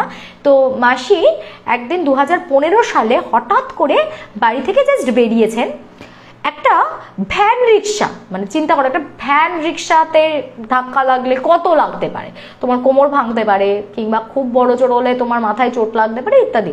তো একটা ভ্যান রিক্সা মাসিকে বাড়ি থেকে জাস্ট বেরিয়েছে, মানে মাসি আর মেশোও বেরিয়েছিল, মেশোর সাথে ছিল আর কি মাসি, কিন্তু সামাও মেশো রোডটা ক্রস করে গেছে আর মাসি ক্রস করতে গিয়ে একটা ভ্যান রিক্সার সাথে ধাক্কা লাগে, এমন ভাবে মাসি পড়ে যায়, মাসির মাথার পেছনের দিকটাতে প্রচন্ড জোরে লাগে এবং তারপরে 24 ঘন্টার মধ্যে মাসি এক্সপায়ার করে যান। তো এই ঘটনাটা ওই পুরো পরিবারের ওপরে একটা শোকের ছায়া নামিয়ে দিয়েছিল, শুধু পরিবার নয়, মানে আমাকে রিমি বলছে যে আমরা যখন গেছি ওনাকে মানে বডি আনা হয়েছে দেখতে, আমি অবাক হয়ে গেছি দিদি যে কত মানুষ মাসিকে নিঃস্বার্থভাবে ভালোবাসতো জানো না, মানে সবাই কাঁদছে, যে সবাই বলছে এত ভালো মানুষ ছিলেন, সব সময় বিপদে আপদে সবার পাশে দাঁড়াতেন, লৌকিকতার অন্ত ছিল না, সবাইকে ডাকতেন বাড়িতে ডেকে ভালো মন্দ খাওয়ানো আতিথেয়তা করা, মানে ভীষণ ফর্মাল একটা মানুষ ছিলেন। এনিওয়েজ তো এরপর কি হলো, এই সব তো ঘটনা তোমার মানে ঘটে গেল 2015 সালে। সবার মন খারাপ, আস্তে আস্তে সময়ের স্রোতে তো সবাই ভেসেই যায়, সবাই যে যার নিজের লাইফে ফিরে গেছে। মেশোর মতো জব করছে, মাসির মেয়ে তখন একটু একা হয়ে গেছে। ওদের বাড়ির না চারিদিকে 1 হাত মতো একটা জমি ছিল, মানে একদম চারিদিক দিয়ে এরকম 1 হাত একটা জমি, একটা স্পেস ছিল। তো সেই স্পেসটা ওরা বছরে একবার করে লোক দিয়ে পরিষ্কার করিয়ে নিত প্রত্যেকদিন। একটু মেঠো জমি ছিল তো, যার জন্য মানে সিমেন্টেড ছিল না জায়গাটা, যার জন্য একটু নোংরাটা বেশি হতো, গাছ টাছ পড়তো বা পাতা টাতা থাকতো। তো ওরা একবার ভালো করে পরিষ্কার করাতো প্রত্যেক বছর, গাছগাছালাগুলো সব কাটিয়ে ফাটিয়ে নিত। এখন কি হলো, 2016 সালের কথা বলছি, 2015-তে মাসি মারা গেলেন। 2016 সালে একদিন হঠাৎ করে ওই কিছু ট্রাইবাল সর্দাররা আছে, ওরা ওখানে পরিষ্কার করে দেয়। তো ওই পরিষ্কার করতে করতে হঠাৎ দিদিকে ভেতরে ডাকছে যে দিদি ভাই একটু বাইরে আসবেন। যে কি হয়েছে, তো কোদাল দিয়ে এরকম ভাবে কুপিয়ে উনি একটা জিনিস তুলেছেন, তুলে এরকম নিয়ে এসেছে, নিয়ে এসে এরকম ভাবে সামনে ওই সিঁড়িটাতে রেখে বলছে এটা দেখুন, এটা কি দেখুন। তো বলছে যে আমার মনে হচ্ছে যে এটা কিছু গড়বড়ি আছে এর মধ্যে, আপনি এটাকে খুলতে হবে, এটা খুলে দেখতে হবে যে এর মধ্যে কি আছে। তো দিদি না প্রথমে অবাক হয়ে গেছে, কারণ ওদের একটা শিক্ষিত পরিবার, চট করে ওরা না এইসব ব্ল্যাক ম্যাজিক বলো বা এই ধরনের কোনো কিছুর মধ্যে ওরা অতটা মানে বিশ্বাস করতো না এই বিষয়গুলোকে। তো একটু মানে দিদি একটু বিরক্তই হলো। দিদি বলছে কি হবে, হয়তো কোনো কিছু পড়ে আছে, ফেলে দাও। বলছে না না, এটা ফেলবো না, আপনি দেখুন, আমি বলছি আপনি একটু আপনার দেখা উচিত। তো উনি বললেন যে আপনাকে ধরতে হবে না, দাঁড়ান। তো ওনার কাছে না এরকম কতগুলো ওই নানান রকমের ওরা তো জিনিস ইউজ করে, তো বাগান টাগান পরিষ্কার করার সময় কাঁচি হ্যানা তেনা, তারপর ওই কিছুটা ফোর্সেপের মতন কয়েকটা জিনিস ছিল, ওইসব দিয়ে ভালো করে পরিষ্কার করে দেখছে ওই গ্রিন কালারের মধ্যে গোল্ডেন সুতো বা জড়ি দিয়ে কাজ করা একটা কাপড়, ঠিক আছে, সেই কাপড়টাকে খুব ভালো করে এরকম করে মোড়ানো আছে। তো ওরা ওরকম টেনে টেনে আস্তে আস্তে এরকম খুললো। খোলার পরে উনি আবার ওই একটা কি দিয়ে বক্সটাকে একটুখানি খুললেন, মানে সেই খুব ইজি খোলা ছিল বক্সটা, কারণ ওই সেই আগেকার দিনে হতো না সেই এরকম দুপাশে খটাস করে লাগানো, আর এমনি সেরকম কিছু না, ওরকম একটা ছোট্ট বক্স। তো ওটাকে পাশ দিয়ে এরকম খুলে একটুখানি টানা এচড়া করতে নাড়তে চাড়তে ওটা খুলে গেল বক্সটা। এইবার তারপর উনি ওটাকে হাত দিয়ে এরকম তুলেছিলেন, ঠিক আছে, মানে দিদিকে টাচ করতে দেয়নি, বলে আপনাকে ধরতে হবে না, আমি দেখছি বলে উনি এরকম খুলেন। এবং খোলার পরে উনি দেখেন ওর ভেতরে রয়েছে হচ্ছে একটা পচা লেবু, একটা পুতুলের মাথা। এবার সেই পুতুলের মাথার ওপরে এরকম 1000 একটা পিন ফোটানো, আর ঠিক মাথাটার পেছনের দিকটাতে একটা গজাল পোতা আছে।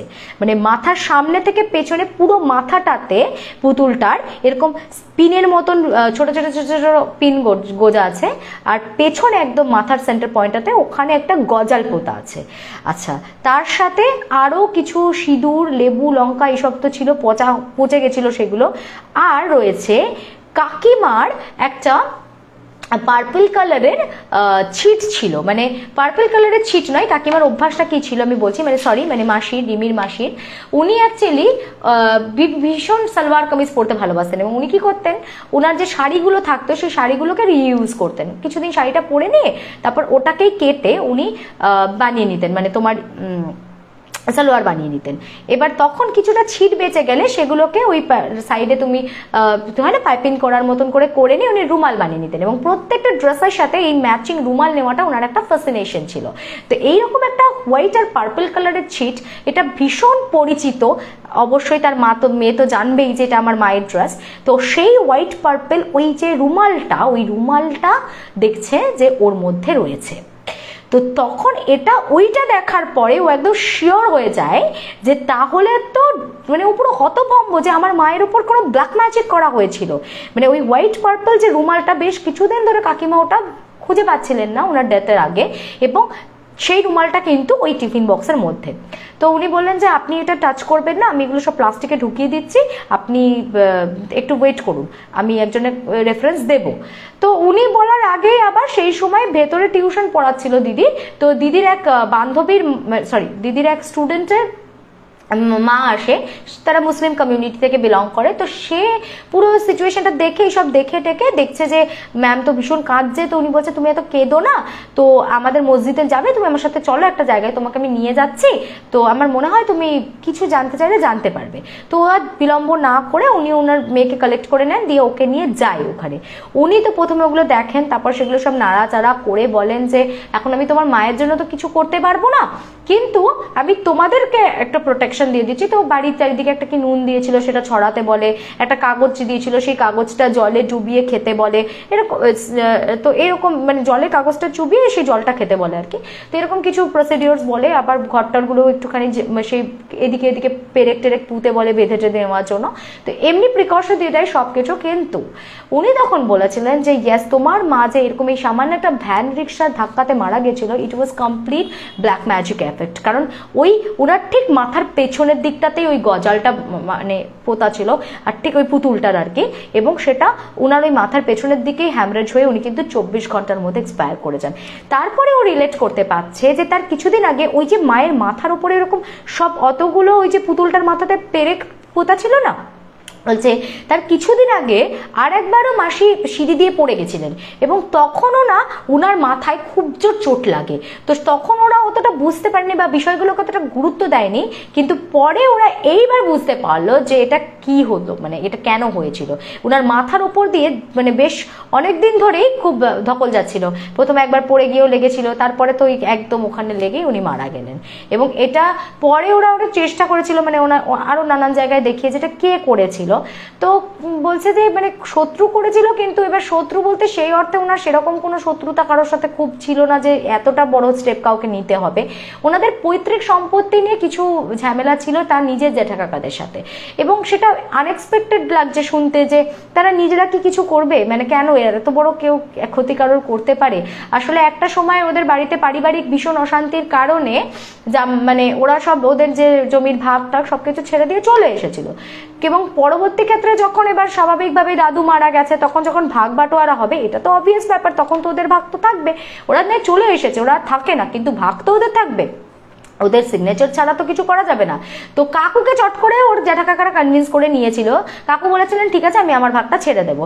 বলছে না, তোরা তো আলাদা বাড়ি করে নিয়েছিস নিজেদের, আর আমরা এতদিন ধরে এই বাড়িতে রয়েছি, তুই তো আসিসও না, বাড়ির প্রতি কোনো কর্তব্য করিস নি এত বছর।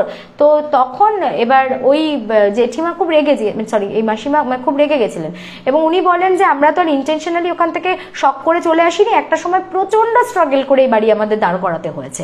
এক সময় তোমরা এত একটা টর্চারিং সিচুয়েশন ক্রিয়েট করেছিলে যে আমি ওখানে আমার ছেলে মেয়েকে নিয়ে থাকতেই পারতাম না, প্রতিদিন অশান্তি, একটা বিশৃঙ্খল পরিস্থিতি, আমি বাধ্য হয়ে ওখান থেকে চলে এসেছিলাম, নিজের চয়েসে নয়। কিন্তু এখন তো আমার ভবিষ্যৎ আছে, আমার মেয়ে আছে, তাহলে আমি কেন আমার প্রপার্টিটা ছেড়ে দেবো? আমার মেয়ের যদি কখনো দাদুর বাড়িতে পৈতৃক ভিটেতে গিয়ে থাকতে ইচ্ছা করে, তাহলে তোমরা তো যা ব্যবহার এখন শুরু করেছো এরপর তো থাকতেই দেবে না। আর ও কেন তোমাদের আশ্রিতা হয়ে থাকবে? ওর ওখানে হক আছে, ও কেন পাবে না? তো এটা ছিল কাকিমার স্ট্যান্ড পয়েন্ট। তো তার জন্য উনি বলেছিলেন যে না, বাড়ির ভাগ আমাকে দিতেই হবে। এবং মেবি মানে এটা ওরা মনে করে যে ওর মাসির বিরুদ্ধে হয়তো এটা ওদের যে জ্যাঠা কাকাদের ওই এন্ড থেকেও কারো চক্রান্ত হতে পারে, কারণ এছাড়া আর সেরকম কারোর সাথে ওনার তথাকথিত শত্রুতা ছিল না। কিছু সোশ্যাল ওয়ার্কের জন্য কখনো কখনো কিছু ইস্যুস এসেছিল, কিন্তু সেগুলো সবই সর্ট আউট হয়ে গেছিল, বা পরবর্তী ক্ষেত্রে তাদের সাথে উনি আবার একটা ভালো র্যাপো বিল্ড করে নিয়েছিলেন। তো সেগুলোতেও মানে ইটস নট প্রেডিক্টেড যে ওরকম কিছু তারা করবে। তো এটা মোটামুটি পারিবারিক বলেই ওরা মনে করে, কিন্তু যেহেতু এই ধরনের ব্ল্যাক ম্যাজিক বা এই ধরনের জিনিসের কোনো এভিডেন্স থাকে না, তো তুমি তো কোথাও ক্লেমও করতে পারবে না, কাউকে ব্লেমও করতে পারবে না। So that's it. কিন্তু এটা একদম স্যাঙ্গুইন ছিল যে ওই জিনিসটা দেখার পর এই ফ্যামিলি মানে বারবার রিমি বলছে যে আমরা বিশ্বাস করে এগুলো কিচ্ছু বিলিভই করতাম না একটা সময়, যে এটা হতে পারে, ব্ল্যাক ম্যাজিক হয়, বাট এটা হয়, এবং সেটা আমরা এই প্রথম নিজেদের চোখে দেখলাম। মানে পুরো একদম ওই মানে ওনার রুমালটা দিয়ে ওনার উপর কিছু করা হয়েছিল, যার জন্য উনি কিন্তু 2015-তে মারাই গেলেন। আচ্ছা, কটা বাজে? 9টা বাজে। আর একটা ভূতের গল্প বলবো।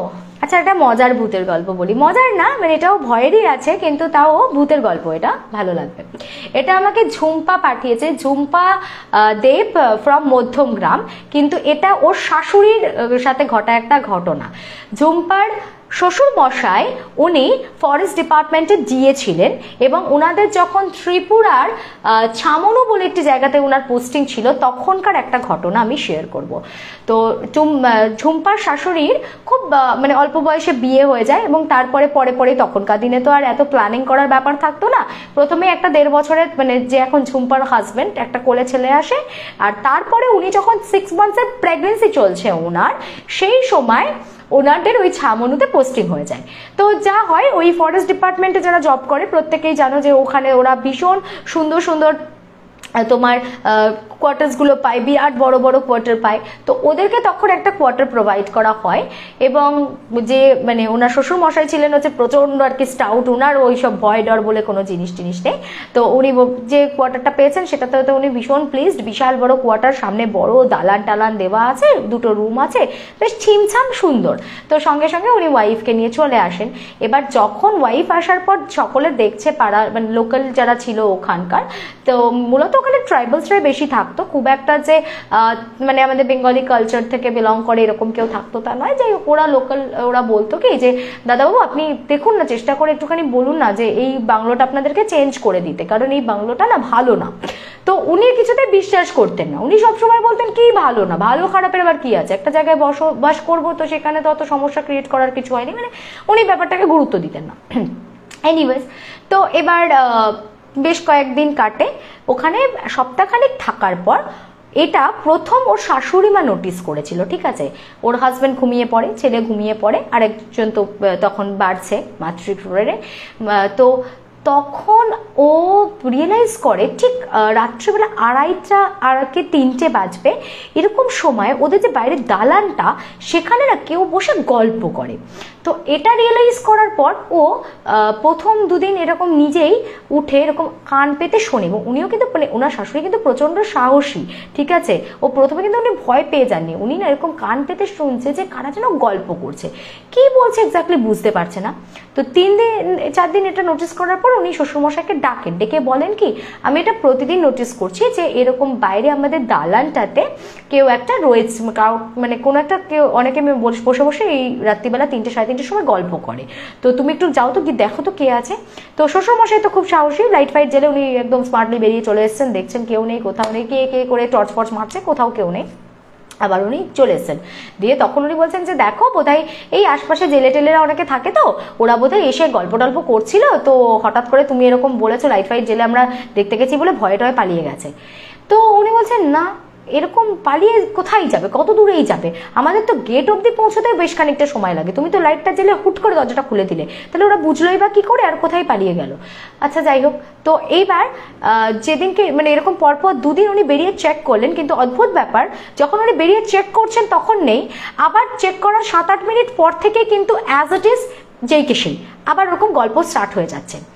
এইবার আর উনি পরের দিনে শ্বশুরমশাইকে ডাকেননি, খুব ভালো করে মাইনিউটলি না কান পেতে নোটিস করার চেষ্টা করছেন যে ওরা কি বলছে। তো উনি গ্র্যাজুয়ালি বুঝতে পারলেন যে বাইরে বেশ কিছু বয়স্ক মানুষ যদি হয় তাহলে তারা বসে ওখানে আড্ডা দিচ্ছে, এবং প্রত্যেকের একটু খ্যানখ্যানে মানে খানিকটা নাকি সুরে গলা, মানে খুব যে একদম পুরোটা নাকি সুরে তা না, একটা খ্যানখ্যানে টাইপের গলা, এবং তারা ওই নল রাজা দময়ন্তীর গল্প করছে, মানে মহাভারতের বিভিন্ন ক্যারেক্টার্স রিলেটেড গল্প তারা করছে, ঠিক আছে। এবং উনি মোটামুটি পুরো স্যাঙ্গুইন হয়ে যায় যে এটা কোনো মানুষের মানে গলার আওয়াজ হতে পারে না, এখানে অন্য কোনো গন্ডগোল আছে। তো উনি প্রচণ্ড ভয় পান, এবং উনি তখন বেশ জোর দিয়েই, ওনার বাপের বাড়ি হচ্ছে কৈলাসহরে, তো উনি তখন ওর হাজব্যান্ডকে বলে যে তুমি এখানে থাকতে হয় থাকো, আমি এখানে থাকতে পারবো না, আমি বাপের বাড়িতে বাচ্চা নিয়ে চলে গেলাম, আমার খুব ভয় লাগছে, কারণ এটা কখনোই কোনো ন্যাচারাল কিছু হচ্ছে না, এই দালানে বসে কারা যেন গল্প করে। এবং উনি তখন ওই কৈলাসহরে চলে যান বাচ্চাদেরকে নিয়ে। আচ্ছা, তো এর 1 সপ্তাহ পরে, মানে কৈলাসহরে চলে যাওয়ার 1 সপ্তাহ পরে হঠাৎ ওনার হাজব্যান্ড এসছেন বাড়িতে ওনাকে নিতে, দিয়ে বলছে চলো বাড়ি চলো। তো বলছে না না আমি যাবো না, তোমাকে তো আমি বলেইছি যে ওইখানে ভূত আছে আর আমি যাবো না, তুমি বিশ্বাস করো না আমাকে, শুধু শুধু তুমি হ্যারাস করবে, আর তুমি তো আমি বললেও বিশ্বাস করবে না, তো আমি ওখানে থাকতে পারবো না। তখন বলছে না তোমাকে ওখানে থাকতে হবে না, আমি বাংলোটা শিফট করিয়ে নিয়েছি, অন্য একটা কোয়ার্টার নিয়ে নিয়েছি, ওখানে যাবো। তো ওরা মানে তখন অবাক হয়ে বলছে যে মানে তুমি বিশ্বাস করলে ফাইনালি যে ভূত বলে কিছু হয়? তখন বলছে যে শুধু বিশ্বাস করিনি, আমি অনুভব করেছি। বলছে অনুভব করেছো, কি অনুভব করেছো?